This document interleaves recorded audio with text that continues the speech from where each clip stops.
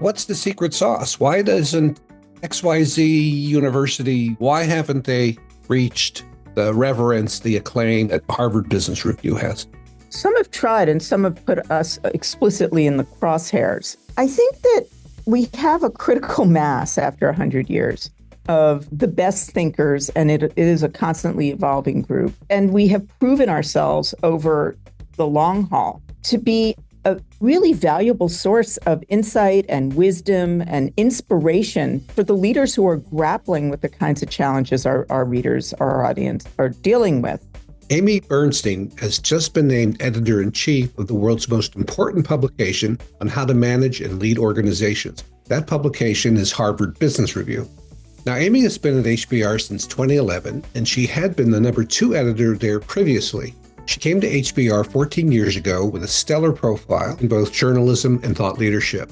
Amy will talk about three things: why HBR remains the most important management publication for managers worldwide, and what has kept it on top; where HBR is going, especially with the digital edition, podcasts, seminars, webinars, and other changes in the way managers want to learn new ideas; and third, the explosion of thought leadership content today from a wide range of business-to-business firms, how HBR plans to remain at the top of executives' reading list. Great to have you on our show, Amy Bernstein. Thank you for inviting me, Bob. And congratulations on your promotion to editor-in-chief. Everything I've heard, and I know a lot of people at HBR, is it's well-deserved, and the publication is in more good hands for the foreseeable future. HBR is such an important publication for the people I deal with, for people who are quote-unquote thought leaders or want to be considered thought leaders. Let me ask you why Harvard Business Review remains the most important management publication for managers and leaders worldwide. Thanks for that question. I think it's a lot of things, but I think it starts with our editorial sensibility, which starts with the challenges that our subscribers are facing. We understand who turns to HBR and what kinds of information they need. And we have access to the smartest thinking in management, leadership, and business from the leading experts in the fields of business, but not just business. We wander into adjacent areas as needed. We also talk to experienced leaders who we call the practitioners, and we talk to consultants who are, of course, the best practice people, right? What we look for are the ideas that are not just insightful, but very well evidenced. We need to see the research. We need to see examples and real examples. And then we need transparency. When does this framework work? What are the pitfalls? What should our subscribers be looking out for? And where I believe we excel is we translate theory into practice. One reason I think that we continue to succeed 100+ years into doing this is that we don't rest on our laurels. We are always looking for better ways to do what we do. We always are seeking deeper understanding of our subscribers. The relationships we have with our authors are incredibly important. We need to be the first choice for the smartest thinkers when they want to introduce their new insights into the world and when they want to reach the people who are making the most consequential decisions in business. And we don't take that for granted because there's a lot of competition out there. Yeah, and it would be easy to take it for granted. Looking at your circulation figures versus another, say, academic business publication, management publication. And that's not to insult any of your competition, but there's a big gap between your circulation and the next leading brands. But you haven't taken this standing for granted. You continue to evolve the product, right? Hire good people. People would say, well, what's the secret sauce? Why doesn't XYZ University Business Journal or ABC University, business journal. They've tried for years. Why haven't they reached the reverence, the acclaim, whatever term you want to use for it, that Harvard Business Review has? Some have tried and some have put us explicitly in the crosshairs. So I really want to acknowledge that, which of course spurs us on to keep looking for ways to improve. I think that we have a critical mass after 100 years of the best thinkers, and it is a constantly evolving group. And we have proven ourselves over the long haul to be a really valuable source of insight and wisdom and inspiration for people for the leaders who are grappling with the kinds of challenges our readers, our audience is dealing with. I think that, our size and our experience does work in our favor. We have global distribution. We do have fabulous editors, but we have great product people. We have a really smart, our colleagues on the business side are super smart. We all work very well together. And we have the support of Harvard Business School. That's a lot. It is a lot. And that's a tremendous leg up in the market. Does having, HBR Press, the book imprint, is that a competitive advantage? I think so. People with brilliant ideas that they want to see change the world, know that they need to put those ideas out in a variety of formats to have the impact that they're seeking. So if our unit of analysis is the idea, and that is Adi Ignatius's line, not mine. I'm standing on the shoulders of a guy who turned quite an academic brand into a consumer powerhouse brand. So credit where it's due. Being able to offer our authors many ways to push their ideas into the world does give us an advantage. And we also happen to be excellent publishers of books. We're small, but we are really mighty. Our editors really edit, And they promote the books, the books that come out every year, in my mind, better than most, maybe than all of your book publishing competitors. I mean, your list and marketing they put behind it, that's so important for book authors. Yeah, and kudos to Melinda Marino and Erica Heilman, who run the press. They are, again, 100% committed to what they do. They love the ideas, but they also are savvy business people. Our press person, Julie Duvall, I think she's kind of a miracle worker, the kinds of attention that she is able to whip up because she knows what levers to pull and when, and she has extraordinary credibility in the field. She's got serious substance and people know that. Yeah. When you look at your authors for HBR, let's go back to HBR, the magazine, the digital edition, et cetera. Is there a big increase in competition for authors that you've seen over the last 15 or so years? And what is the nature of that? Is it harder to get an author you would have said, oh yeah, he or she, they'll publish with us first? Is that as easy a conversation to have as it was today? No, I mean, the competition for our authors who are just looking to have impact with their ideas has proliferated. So I mentioned LinkedIn. You can publish your ideas on LinkedIn simply by typing them in and hitting send. There are very well established media competitors like Sloan Management Review, just to name one example. A great publication, right? We don't usually have trouble convincing authors to come to us because we deliver the kind of readership that they're looking for. We're a two-sided platform. So when we're doing it right, there's a lot of reinforcement going on. The real competition is for the author's focus and the author's time and the author's willingness to work with us because, as you know, our editorial process is rigorous and iterative, and it's rarely one and done. So, I mean, most authors seem to appreciate what we bring to the party, which is the ability to translate ideas into practical and compelling packages. Yes. Yes. You guys, I've worked with HBR editors since 1988. That long, I'm that old. Your editors are not, manuscript editors. They're not polishing prose that some professor or consultant says, don't change a word except, the obvious typos. Some people say that. I've run into a few of them myself. But I think one of the things that many people don't understand is your editors, they're developmental editors. Exactly what they are. They're developmental editors. And I mean, I'll just speak from my own experience. I love working on pieces with our contributors.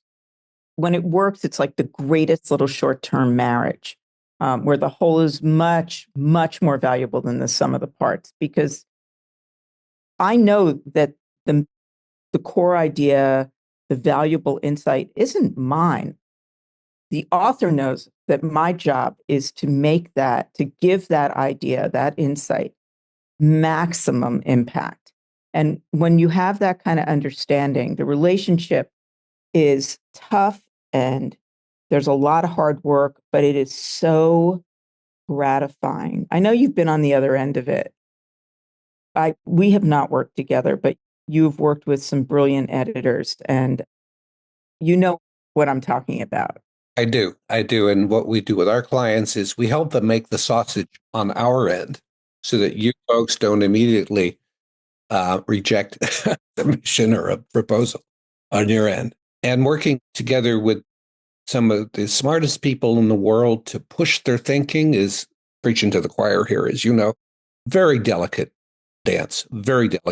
Some refuse it, saying it. What I say is perfect. Don't question a word. Don't change a word. And others say, help me shape this ball of putty into something powerful. Yeah. And if people don't want their manuscripts touched, then there are other ways to go to market, right? Published, as you say, on LinkedIn. Push that post button on LinkedIn.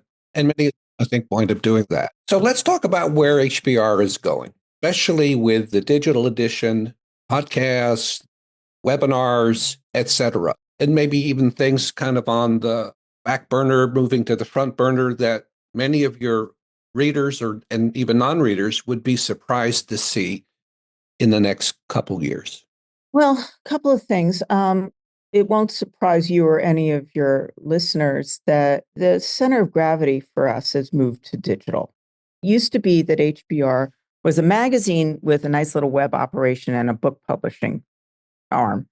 And now we are a media organization with more than one kind of platform. And we are moving into an even more integrated way of thinking about what we do and how we serve our subscribers. One thing that we will be introducing quite soon is an offering for the C-suite, which, suddenly has gotten everyone's attention. We've been serving the C-suite for a very long time. We get what senior executives are about. We talk to them. We talk to the people who talk to them. It's sort of where we are and have been for decades, for 100 years. We also get leadership. I mean, we are always thinking about how leaders can do a better job of inspiring and motivating their organizations toward a shared goal, how they can make positive change in the world. We have a moral compass. So we will be thinking across our platforms in a more integrated way so that when people say HBR, it won't matter what form the insight takes, because it's going to take a lot of forms and it's going to come to you, the subscriber, in ways that we hope will be even more useful in the moment that you need it. That is the goal, And in ways that no print edition could ever do, right? Right. Well, we're working on the May, June, and July, August issue, and it's the end of February. So the world's moving very, very fast. And we had always leaned more toward timeless, but in the world in which our subscribers operate, timely becomes more and more important, and we have to serve them. So that's what I'm talking about. It's not, I have to say, we don't take a breath very much. We have confidence, but what we don't have is arrogance. We don't assume that what we do today is going to be what we do tomorrow and a year from now. We know that there's always a better way to serve the evolving needs of our audience. You know that firsthand, right? You worked at Time Magazine many years ago. I worked at a Time Inc. publication. I worked at Business 2.0. Adi Ignatius was very senior at Time Magazine. But yeah, I mean, magazines come and go, but the needs of the people we serve only evolve. They're never going to go away. But what I mean by that is Time Magazine, back when I started reading it in the late 60s, seemed unassailable as a media property. Unassailable. A fixture in the American home. Absolutely. But as you know, when when a media property starts to go south, it dives pretty fast. And I mean, I remember as a child flipping through Life magazine and Look magazine, and I loved them. But I remember I wasn't aware of anything when Look went under, but when Life magazine stopped mattering and then it finally died, it felt like we all lost a member of the family. Remember? Because it brought us so much. You remember how you would just sit there with the magazine in your lap and it'd be like you were taking a vacation, just flipping through it. Yes, absolutely. Absolutely. So in HBR's immediate future, near-term future, say next 2 to 3 years, what kind of things do you think we'll see more of that we are already seeing today that you think are going to be really important to grow readership, grow influence? I think a more targeted approach to the information we deliver. I think that, like everyone else, we're experimenting with AI, figure out how it can enhance what we do. I think that in the next 2 to 3 years, people will talk less about the format and more about the information. So were newspapers about news or the paper, right? We are about the insight. We're not about, believe me, I love the magazine. I love our books. I love our website. But we need to think about serving our subscribers and not so much about the platforms and the internal structures that have grown up over a century. So you mentioned Adi's phrase, the unit of analysis, if I'm getting this right again, is the insight, is the idea. Is the idea. It's not the article. Okay. And we will bring that to life more and more. Ideas can be big and small and still consequential, but people need ideas in different moments for different purposes, and a single idea can have many applications. In my mind, the challenge is how to take the brilliant idea and serve it to you, the subscriber, in a way that sort of addresses your immediate need, but also suggests a longer term application so that you keep coming back to it, so that the idea continues to serve you, the subscriber, in the ways that you need when you need them. It's a more proactive way of thinking about distribution and delivery, right? Give us a hypothetical example or even a real example. You're already seeing it. So what it looks like today is we acquire an idea for a magazine feature and we publish it in the March-April issue, which is now out on the stands. In many cases, we will invite the author to join us on our IdeaCast podcast, our marquee podcast. We might do a video. We might do webinars with this person, with this author or these authors. We'll figure out derivative products, as the industry would call it, but different ways of slicing and dicing the idea to create more value for you, the subscriber. Now we need to do more of that. Yes. All right. Let's turn to our third and final topic here in the time we have, which is about the explosion of quote unquote thought leadership content from a wide range of business-to-business firms, from venture capital firms like Andreessen Horowitz, good example from the VC community, to recruiters, Korn Ferry, to Manpower, where you used to work many years ago. A good friend of ours is head of thought leadership at Manpower, Mara Stefan, and Booz Allen, strategy and business and all that. So explosion of competition, right, for good thinking. How does HBR stay ahead when there are so many people now making the sausage of thought leadership and publishing it and making it free to access? Well, there are a lot of people who call themselves experts in the world, and there are a lot of reasons that people publish thought leadership.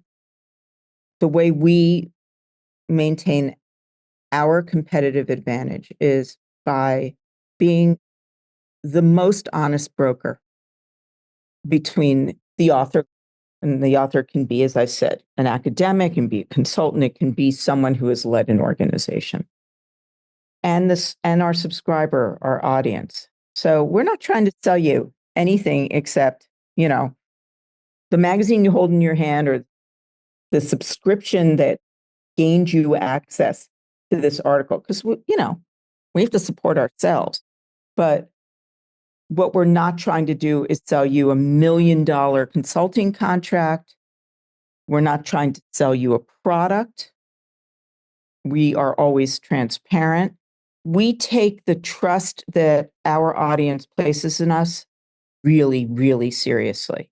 It means that we own our mistakes, and it means that we are always alert to the kind of the bank shot proposal that's sort of a marketing piece in disguise. If you read an HBR article or listen to a podcast, watch one of our videos, what you will never hear is any hint that in order to make this idea work for you, you have to hire this author, right? We're very careful about that. So when you are at the end of your tenure as editor-in-chief of HBR, what do you want to be known for in terms of your impact? Have you set any organizational goals? And what about personal goals? I mean, professionally, I want to leave HBR in even better shape than it is today. And I want our audience to view HBR as the single most useful resource it has at its disposal. We have outsized influence, and I really want to take good care of that. I want to take care of HBR, and I want to take care of our subscribers and our audience, and make sure that everyone feels as if they've done their best work, gotten the most useful information, and that the benefit has been unquestionable. Amy, from everything I've heard from people I know who know you, you are the perfect person for the job. Well, we'll see. I wish you the best of luck. Well, thanks, Bob. I sure appreciate it. I'm really, really lucky to have this opportunity. I love what we do, and I love the people I get to do my job with. So, I'm really excited to get up in the morning, Is it one of these dream jobs? Oh my God, are you kidding? This is the dream job, right? Well, my last job as editor of the magazine was a dream job, and this is, well, I didn't think I could top it, but no, I'm really, really excited.